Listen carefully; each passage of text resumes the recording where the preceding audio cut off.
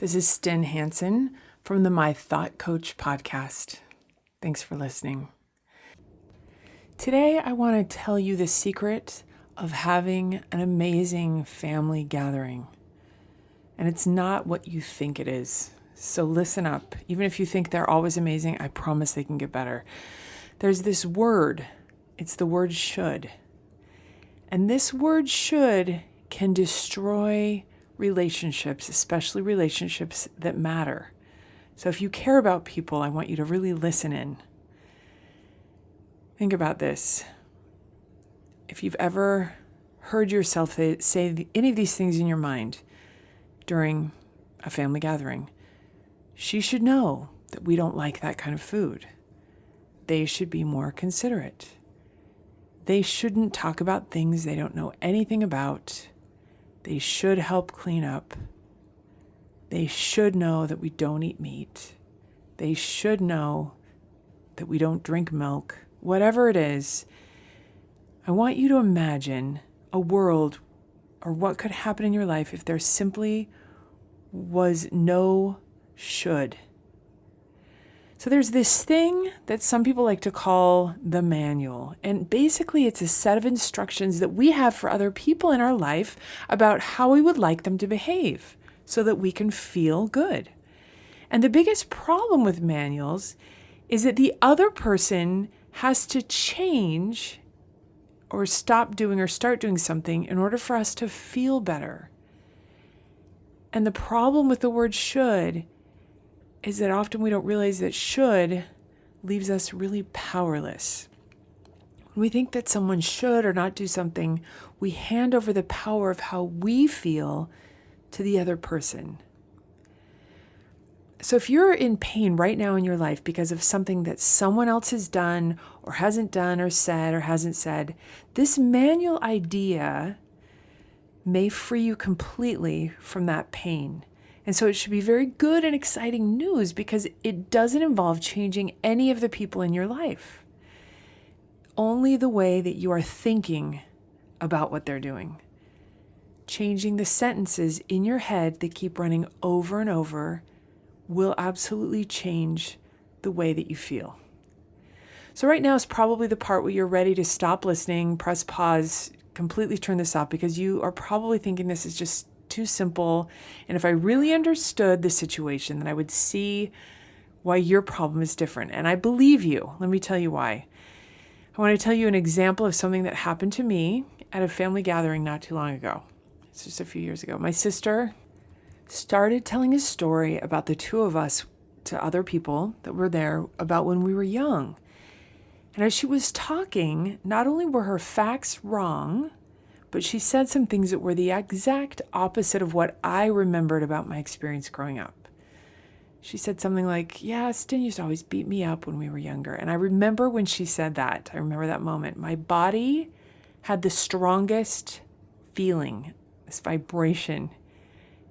It was anger and shame and this insane desire to defend myself because my memories were only of her, my older sister, beating the crap out of me and being physically abusive towards me on this occasion. And then, of course, my brain opened up to all the other times that I felt victimized by her. And I felt hot, like I not only needed to defend myself, but also point out how she was always the perpetrator, every bad thing. And it triggered way too much for me to handle that I was literally, physically, I felt like I was shaking. And my brain went into a place of feeling hurt. And then that hurt immediately had me projecting hate and frustration and anger onto her. All of those powerless feelings that I had as a child were pulled up inside of me as if no time had passed at all. And there I was seething about the person that I had just an hour before been super excited to see and hang out with. So this is how our brains work, right? They time travel all the time, especially when we're with the people that we grew up with. So if you have any kind of family anything coming up in your life ever, please listen, because this could change everything. This time travel thing is important. And if we could really step back, so just imagine me, if I could step back and just analyze the situation of what was happening to me, join with me. Let's be like the scientist observing what's happening to me in that moment. First of all, my brain is feeling a super old fight or flight response, like that ancient part of my brain. And the feeling that I'm not safe comes rushing up. So old feelings from my childhood. Again, total time travel. And my amygdala, or I like to refer to the amygdala as literally the peanut gallery, because it's literally the size of a peanut and it's going bonkers with my thoughts. What it's trying to do is actually protect me, because it perceives the second I started to feel these feelings of not being safe, its absolute job is to help me be safe. And so it sees that what's happening is a very real and imminent danger. And immediately I have a physical reaction, just like the one I was describing. And I begin to sweat. I feel hot perspiration. And then mentally, all of my grown-up brain, this mature, wise part of me that I thought I had developed over all of this education and raising all these kids, was completely gone. I was probably back to being about 7 or 8. All of my grown-up brain put on hold.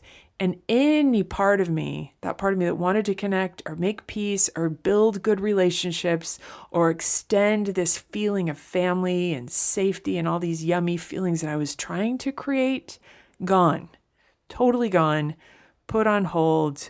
Any part of me that wanted to connect or make peace could not even at all be accessed when the amygdala, la la land, takes over.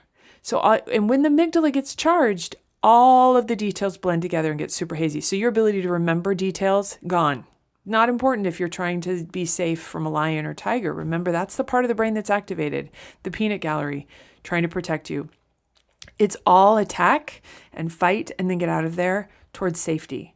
You are wired that way. So valuable, unless you have a family that you're interested in building relationships with. So if you are human and you have family, you've experienced this, maybe not with family, but with another human being. This is what keeps us isolated, actually, is this idea that we will be more safe and never hurt and have to experience things like this if we have relationships. And it actually really hurts us. The amygdala getting all jazzed up probably accounts for what I would say about 83% of all family gathering trauma. I totally made up that statistic, so please don't ever quote me. I could be right, I could be wrong. I'm just going to go with 83%. But this is where, when this is happening, this in the story, this is either where there are two ways that this can go. And you know this. I either shut down and say something super rude back, and then it doesn't end there. Oh no. Then you go and you tell your husband and anyone else that might listen about how it really went down, how she was really super horrible, how horrible she was. And let me tell you some other bad things about her. And this is what else she did. I'm gathering, and it makes sense, right? I'm gathering the troops because I feel like I'm being attacked. What do you do when you're attacked? You gather the troops. And then the story gets bigger and bigger. Mean things, everything is really clear on how much of a victim I was and I am again. And you know what that looks like. I'm feeling sorry for myself. I'm blaming her for the feelings of me being a victim, not only in my own mind, but to anyone that will listen. Here's the problem. Well, you know the problem. I'm miserable in that moment, right? So let me describe scenario 2. Circumstance isn't going to change. I want you to see how the circumstance can be exactly the same, but there are things that you can do to have a completely different outcome. Because this kind of stuff is going to happen for you all of your life. And if you can get a hold of that amygdala the second you start to notice the physical sensations of what that feels like, the fight or flight feeling, and deal with it immediately, then the peacemaker part of you, the wiser part of you, the part that remembers details, remembers that it doesn't really matter what happened when you were 7. What matters now is that you're a grown-up and she's a grown-up and you both were ridiculous humans as children and probably will continue to be ridiculous humans, but that you can still have a really great relationship that enjoys all of the benefits of connection and humor and all of those healthy, connected things that we crave so much. It's a part of our humanness is to feel connected. All of those things can start to thrive again. So join me with scenario 2. Sister says the mean thing. And instead, the second I feel that hot, I can change my thoughts basically immediately to, that's her opinion. And maybe her opinion is true. And maybe there are a lot of people that would agree with her or would agree with me, but it has nothing to do with me, and I'm not going to take that on. Now, I want to tell you, if I was super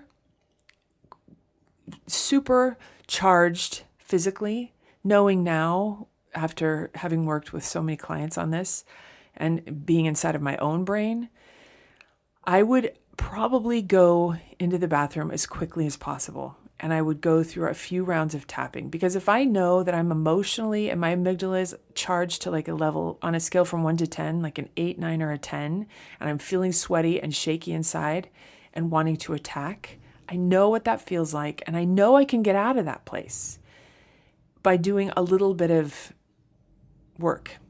Cognitive behavioral therapy would say, think these thoughts and you can get out of it. And I do believe that you can.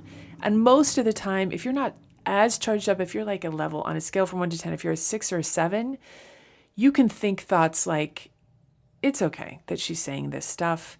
You can talk yourself down and create a new reality for yourself. And that is something that you're going to need to do, but not when your amygdala is charged, because your amygdala is not going to believe it.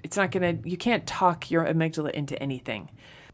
I would go through a tapping exercise, probably in the bathroom. And I would tap through all of the little EFT points, and I'll include a PDF here on this podcast, or you can always go to my thought coach or look up tapping points online, but I'll talk about them here.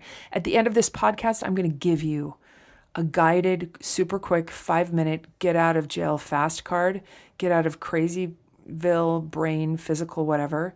I want you to listen to it and learn it. You can go back to it, but I'll help make it easy. But it will be at the end of this podcast and also on the Meditation Station podcast as well to help you through this stuff. But then I want you to also I want to show you what happens later. Once your amygdala gets calmed down, you can still get yourself all charged up just by rehearsing over and over again in your mind. And that's what your brain is going to want to do, rehearse to you the offense and remind you of all of the things and the times, and that area of your brain where you got hurt as a child is wide open when you're hurting and someone hurts your feelings, and you want to kind of just shut that down. I want you to always be in the driver's seat of your own emotions and your own experience in the world, because the truth is you are able to create any experience for yourself that you want when you understand that you are the creator of your experience. There is only misery on the other side and warring factions in families. And it might feel really good in the moment, anger or feelings of being indignant, those are all energy-giving, self-protective emotions for a reason. But they also bring with them feelings of disconnect, feelings of isolation, and feelings of depression later. So it's just not going to serve you in the long run. The way to avoid conflict is just to choose not to be conflicted. And the way to avoid drama is to choose to opt out of drama. Drama does not exist outside of you. It doesn't come from your family members saying mean things to you or arguing. It doesn't come from people talking about politics. It doesn't come from anything other than your own head, which means that you have choices. You have a choice to opt out of it. Again, if you're feeling so emotionally charged, do EFT first. Do some tapping stuff to just organize all the neural pathways in your body so that you can get some breathing space. And again, that'll be at the end of this. But stick with me, because it won't be enough. You'll need to really change the way that you think. You have to focus inward, not outward, if you want to avoid conflict. Again, it's counterintuitive because most of us would think, no, the conflict is out there. The problem is with them. It's not true. If you want to stay out of the drama, you need to stop thinking about what everyone else is thinking. everyone else, no matter what. And start thinking about what you're thinking. Don't start judging what you're thinking either. You may be thinking horrible, hateful things. You don't want to judge that. You just have to be onto yourself and become aware that you have to have compassion for you, just like we have compassion for all of the people, that they're humans. They're doing the best that they can, and we have to have compassion for them and for us as well. So when we do generate negative emotion, when we're not feeling great, when we're not showing up our best, have compassion. And next, allow other people to feel however they choose to feel. Guys, I can't emphasize this enough. Other people's negative emotions will never be a problem for you to solve. Other people being unhappy or disappointed is not a problem for you to solve. And that doesn't mean you don't want to hear people out, but you don't have to solve it. So what if you could love the people in your life exactly as they are, no matter what they say or should do or don't do? What if you could feel however you want, no matter what, even if they don't like you? So let's say your mother is critical of you and you're going to see her. And she's going to point out all of the things that she thinks you're doing wrong with your kids or in your home or in yourself or whatever way she does that. And that doesn't have to be confrontational. It's not conflict. What creates conflict isn't what she says, but it's your thoughts about what your mother is saying. Again, I'm not going to take away the fact that this can be so challenging. I just told you my story. I know how challenging this can be.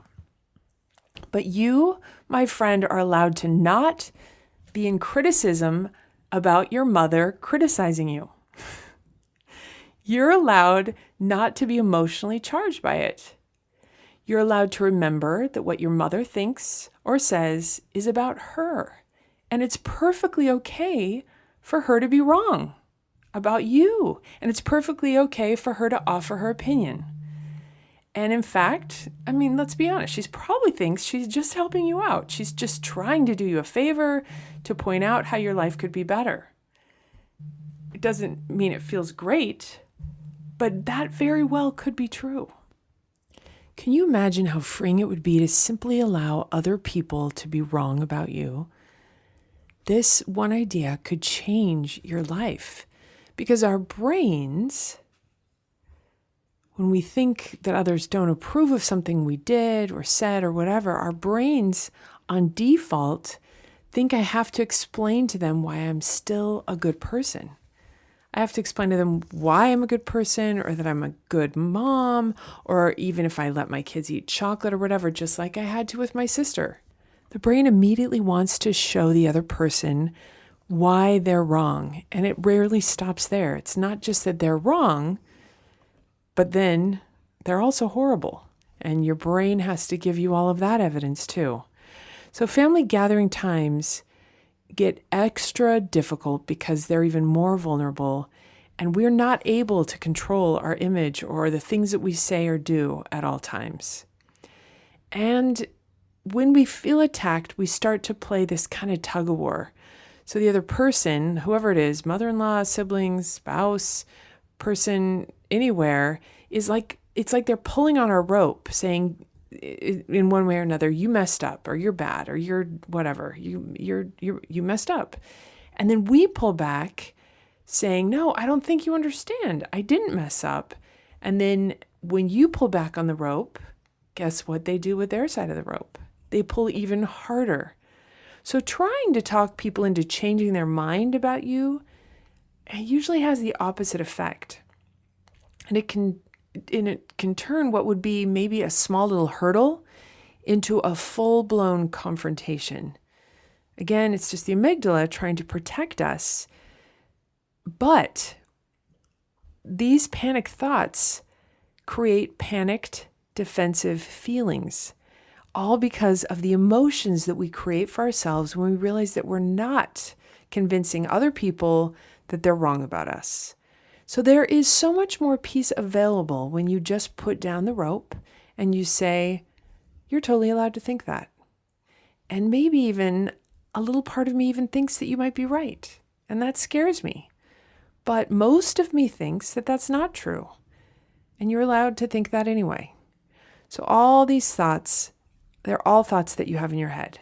None of it's true. They're just thoughts. They might be true. They might not be true.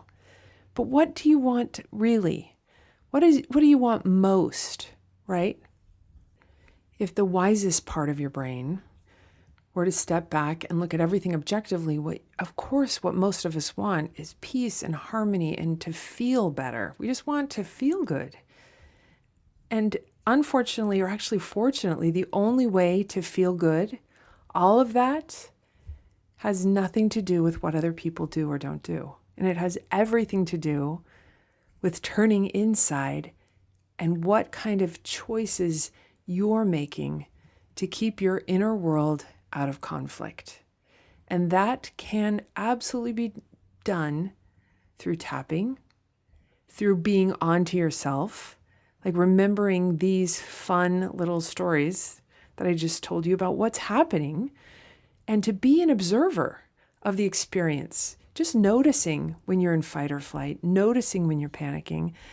Listen, here's what it all comes down to. Here's the truth. Adults get to do whatever the snap they want. And this includes you. There's nothing that you ever have to do, and there's nothing that anyone else has to do for you. Maybe you've been to therapy with your spouse, and your therapist may have told you, had this exercise. I know there's this exercise where you share your needs or what you want most from each other so you can each work on meeting your partner's needs. And this, on the surface, looks great. But in reality, it's a disaster waiting to happen because it can lead to constant manipulation in an effort to control one another. And nobody wins in that scenario. So when people don't behave that we think that they should, it's inevitable with our human brains to start to think thoughts and make what they're doing mean things about you and your relationship with the other person. But that's just your brain. That's actually the peanut gallery of your brain trying to control things. The truth is we're all responsible for our own needs. And you are by far the best person to meet those needs.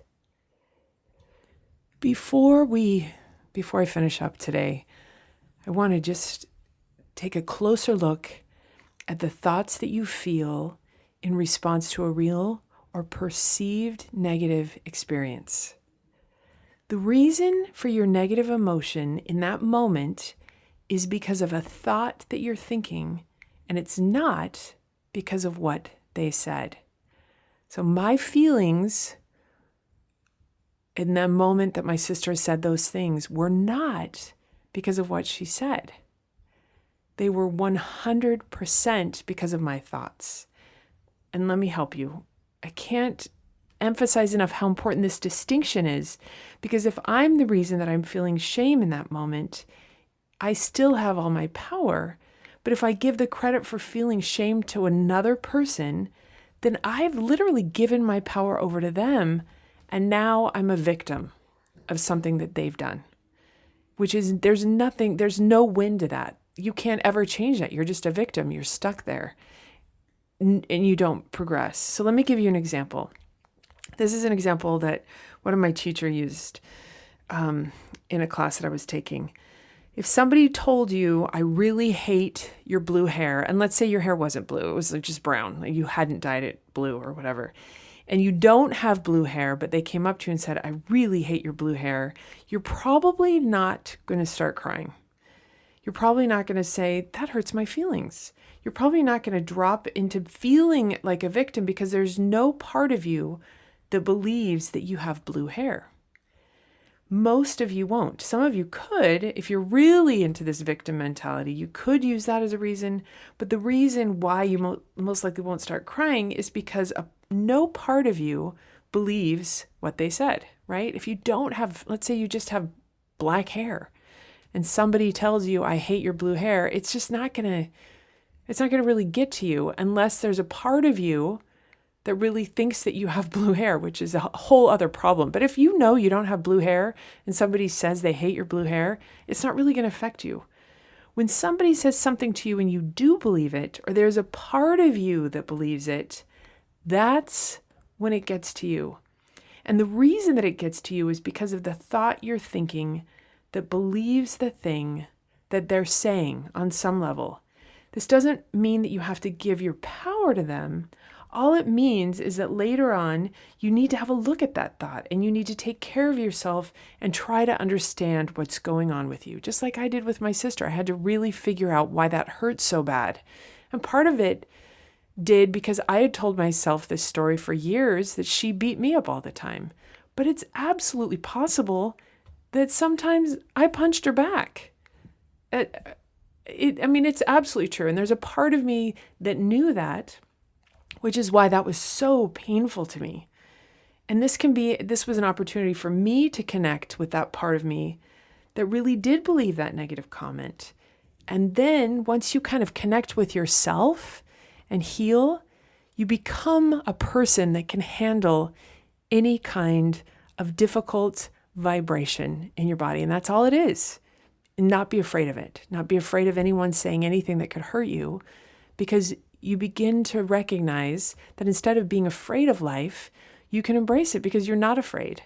You're not afraid of what other people do or don't do or say or don't say, because you recognize that you're in charge. And this is where freedom and peace comes from. And it's very exciting.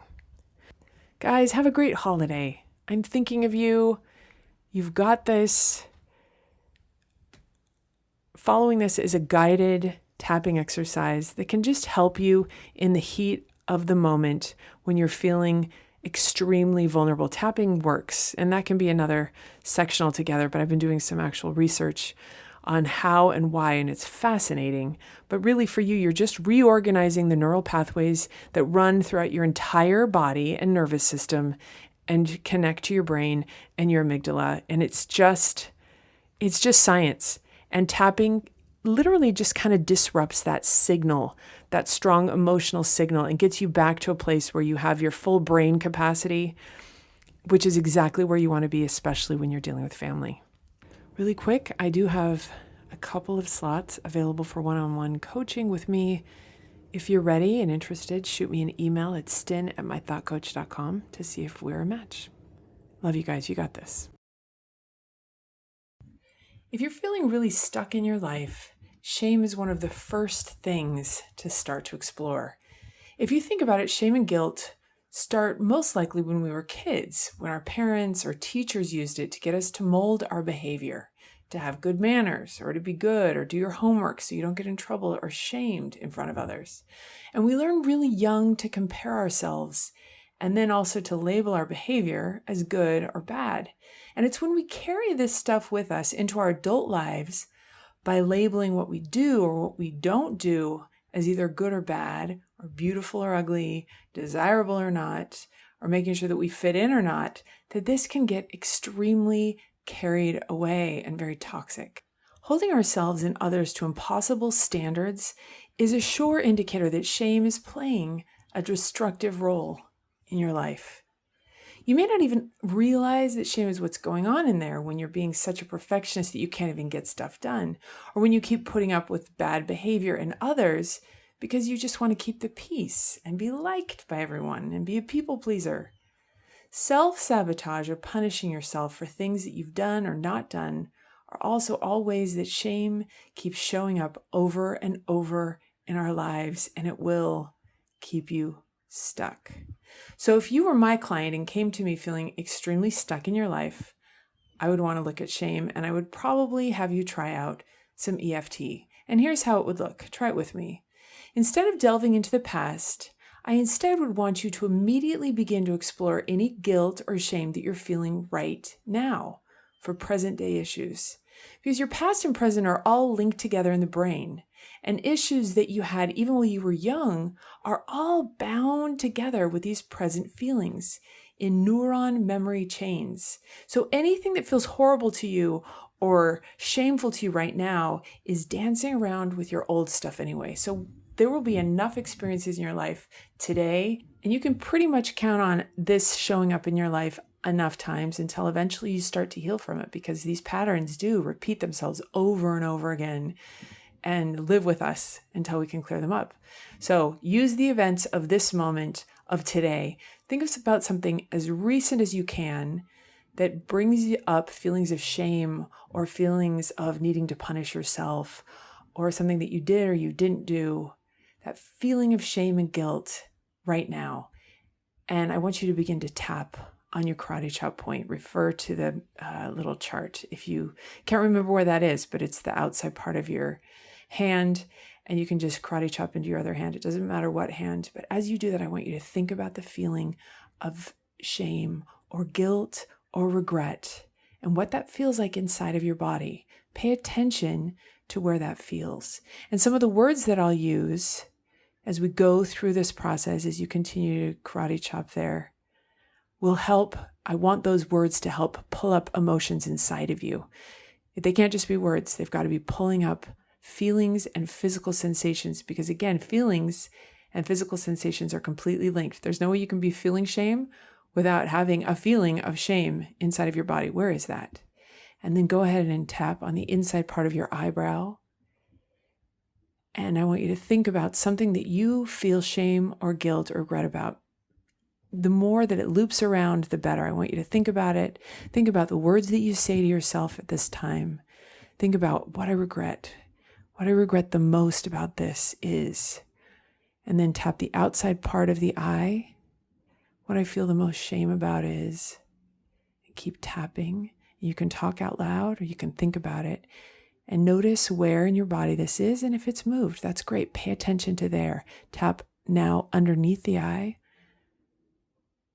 Think about the shame and the guilt and the regret that may be showing up, or in some situation that you just did, what it feels like inside to have done that thing that you wish you hadn't done. Tapping on the top of the lip now. I wish I hadn't done that. Why do I keep doing these things over and over again? Tapping the lower lip now. I can't believe I keep doing this. I feel so heavy when I do these things. I hate myself. I can't stand whatever it is. Feel it inside of your body. And now the collarbone point. Keep tapping and allow the last, most recent situation that made you feel bad about yourself to be played over in your mind as you feel the shame of that and as you tap through what that feels like. Going to the underarm point, this feeling of guilt that haunts me. It won't go away. And now go ahead and tap on top of the head with all 4 pads of your fingers, with one hand or both. I feel bad about myself. I can't stand being with myself. This guilt, this shame, I feel like it's a backpack on my back. And take a deep breath. And now we're going to tap through again. Start again on the eyebrow point, inside part of the eye. I choose to release this feeling of shame now. Feel it in your body and see if you can imagine it getting smaller. I'm going to let it go for my parents and my children, or my future children. I choose to accept myself and my parents and their history and mine. Outside part of the eye. What is preventing me now from moving forward in my life? Tapping the outside part of the eye. I'm ready to move forward. Even though I feel guilty, I'm ready to forgive myself and accept that in that moment I did the best that I could.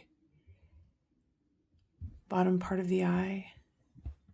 I don't have to keep doing this to myself over and over again. I'm ready to stop. Punishing myself isn't really working. Top of the lip. I'm choosing to release it now.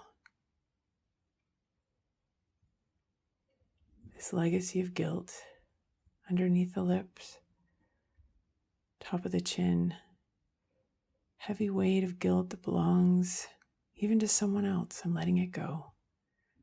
Letting it go completely.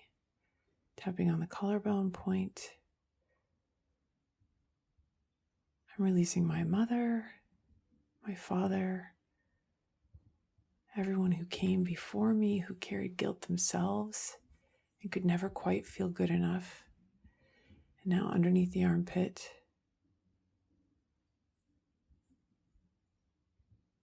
I'm letting this go. I'm done feeling bad about myself. Tapping the top of your head now. I'm ready to let this guilt go, just like a big backpack, and just shrug it off. I'm ready to live my life more fully and completely. I feel lighter and freer and ready to live my life. And now go ahead and take a deep breath.